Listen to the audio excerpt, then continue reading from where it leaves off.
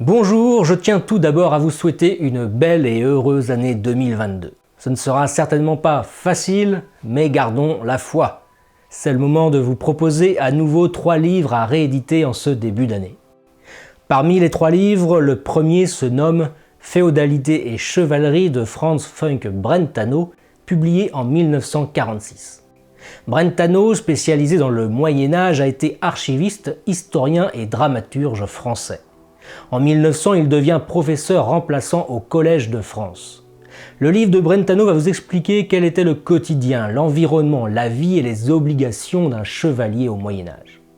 La féodalité était un système politique reposant sur le fief, qui était bien souvent une terre concédée par un suzerain à son vassal.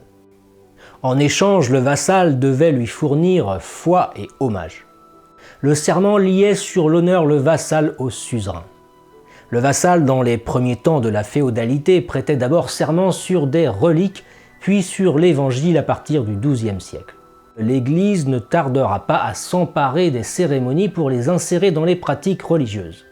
À quel âge peut-on devenir chevalier? Qui peut l'être? Quel est son rôle? Telles sont entre autres les questions auxquelles répond l'auteur.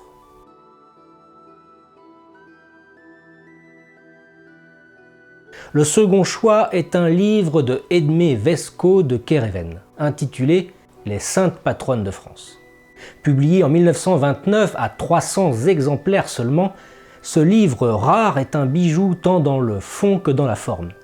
Je vous laisse apprécier les magnifiques illustrations qui accompagnent le texte et que je souhaite bien évidemment reproduire.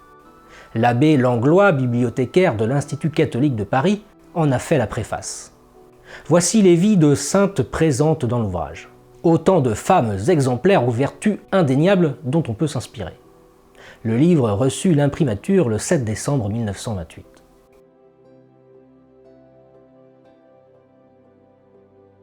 Le dernier livre que je vous propose, suite au succès du premier numéro, est le 2e volume des erreurs et mensonges historiques de Charles Barthélemy, dans lequel sont abordés les thèmes suivants. L'affaire Calas, le baptême de Clovis, Henri IV, Paris vaut bien une messe, Philippe Auguste à Bouvines, la révocation de l'édit de Nantes, lettres et tombeaux d'Héloïse et Abélard, et tant d'autres sujets qui méritent d'être précisés ou tout simplement réexpliqués, tant ils ont été pour la plupart dénaturés par les intellectuels de notre temps. Voilà, je vous laisse faire votre choix. Pour voter, il vous suffit de cliquer sur le lien en description. Merci pour vos encouragements, toujours plus nombreux chaque jour. C'est grâce à votre soutien que l'on pourra se développer et se professionnaliser. Belle journée à vous tous.